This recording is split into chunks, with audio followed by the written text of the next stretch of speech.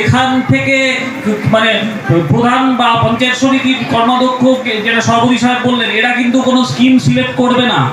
মানুষজন নিজেরাই নিজেদের মধ্যে সম্পূর্ণ অংশগ্রহণমূলক প্রক্রিয়ার মাধ্যমে প্রকল্পগুলি কিন্তু চিহ্নিত হবে অগ্রাধিকারের ভিত্তিতে। এই হচ্ছে আমাদের পাড়া আমাদের সমাধানের মূল ভাবনা।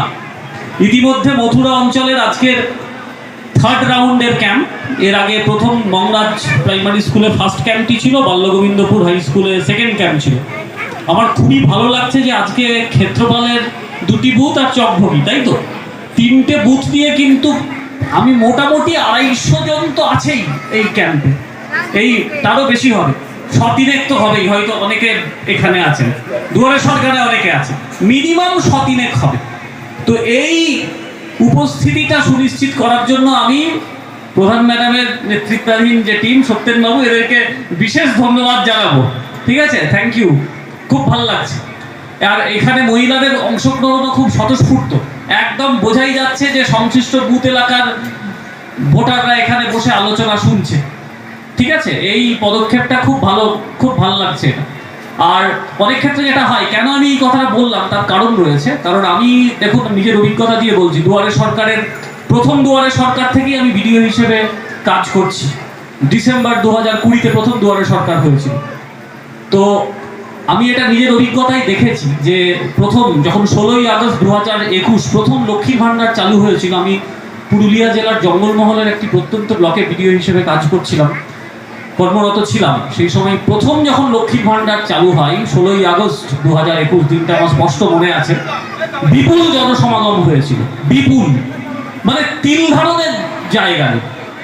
কিন্তু কোনো ক্যাম্পে গিয়ে আমরা দেখতে পাচ্ছি আমাদের পাড়া আমাদের সমাধানে সেই রকম উপস্থিতি হচ্ছে না। আজকে মথুরা ব্যতিক্রম, ঠিক আছে, কোথাও হচ্ছে না। কারণ কেন? মানে যেখানে যেখানে ডাইরেক্ট বেনিফিটের ব্যাপার থাকে, বার্ধক্য ভাতা, লক্ষ্মীর ভাণ্ডার, সেখানে লোকের উৎসাহ বেশি। আর আমাদের পাড়া আমাদের সমাধানে যখন পাড়ার জন্য স্কিম সিলেক্ট করতে হবে, লোকজন যেন বুঝে উঠতে পারছে না কি জিনিস, যেন ধন্দের মধ্যে রয়েছে লোকজন।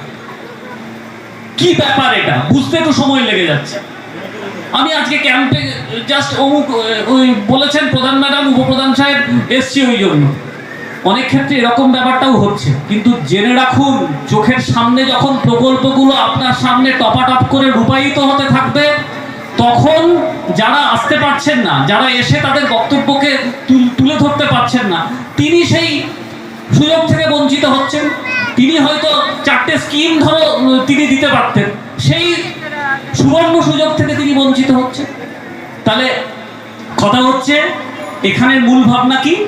মানুষজন নিজেরাই নিজেদের মধ্যে আলোচনা করে প্রকল্প ঠিক করবে। কি প্রকল্প নেওয়া যেতে পারে? ইতিমধ্যে পশ্চিমবঙ্গ সরকার 16টি ক্যাটাগরি বলে দিয়েছে। ঠিক আছে, জল নিকাশি নেওয়া যাবে। আপনার বুথ এলাকা তো আপনারা সব থেকে ভালো জানেন।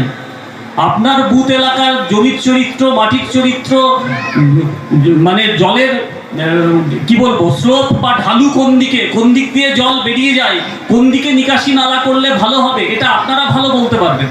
সেই জন্য অবশ্যই নিকাশি নালা নেওয়া যাবে, কিন্তু সেটা কংক্রিট ড্রেন হতে হবে, কোনো কাঁচা নালা নয়, স্থায়ী সম্পদ। এটা মাথায় রাখুন, গোলকেশবাবু আগেই বলেছে। কমিউনিটি স্কিম, কভার ড্রেন নেওয়া যাবে, স্নানঘাট নেওয়া যাবে।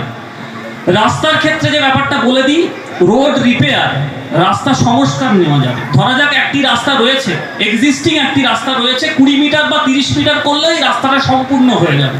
মহিলাদের ঢল, এটা জননেত্রী মমতা বন্দ্যোপাধ্যায়ের আদর্শ নিশ্চয়ই। আরে মহিলা মানেই তো মমতা, মা মানে মমতাময়ী মা, এটা মানবিকতার মুখ। আর মহিলারা তো এখন সব দিক থেকে এগিয়ে। আমরা পুরুষরা যাই করি না কেন, সারাদিন ঘরের বাইরে থাকি, কিন্তু ঘরের কি হয় আমরা কিন্তু লক্ষ্য করে নিই না। আর সবচেয়ে যেখানে আশ্রয়স্থল ঘর, সেই ঘর দেখভালের দায়িত্ব কার?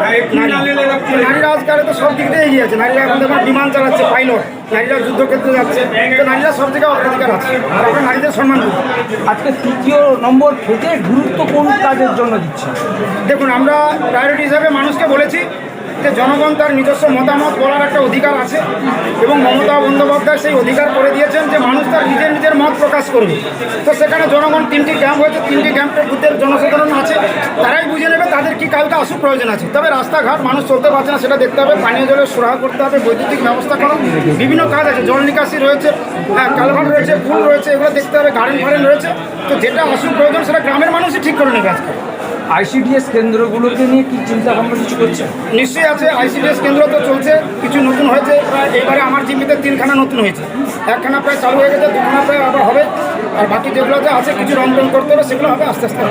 ছোট ছোট প্রজেক্ট 50,000, 60,000, 70,000 এই ছোট ছোট প্রজেক্টকে নিয়ে রাস্তার দিকটা কি দিক করছে? কেন রাস্তাটা তো অনেকটা বেহাল। না দেখুন, রাস্তা বলতে এখন তো আপনি সেই 600 মিটার 700 মিটার রাস্তা করতে পারবো না। ধরুন একটা রাস্তা 200 কিলোমিটার আর 200 মিটার, তো সেখানে দেখা যাবে তো 150 মিটার হয়েছে, 50 মিটার অসম্পূর্ণ থেকে গেছে।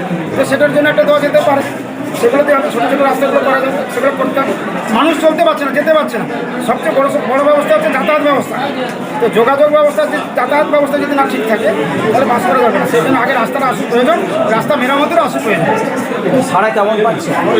সারা ভালো। আমরা প্রথম ক্যাম্প করেছিলাম 4 তারিখে মংরাত, দ্বিতীয় ক্যাম্প আমরা করেছি 18 তারিখ বাল্যগোবিন্দপুর, তৃতীয় ক্যাম্প আজকের 22 তারিখ হলো। আবার আগামী 26 তারিখ আছে বাল্যগোবিন্দপুর গার্লস আছে, সেখানে 2টো বুথ আছে। আজকের 129, 30, 31 নম্বর বুথে ক্যাম্প হলো। তো মানুষের ছাড়া আছে, মানুষ স্বতঃস্ফূর্তভাবে এগিয়ে এসছে।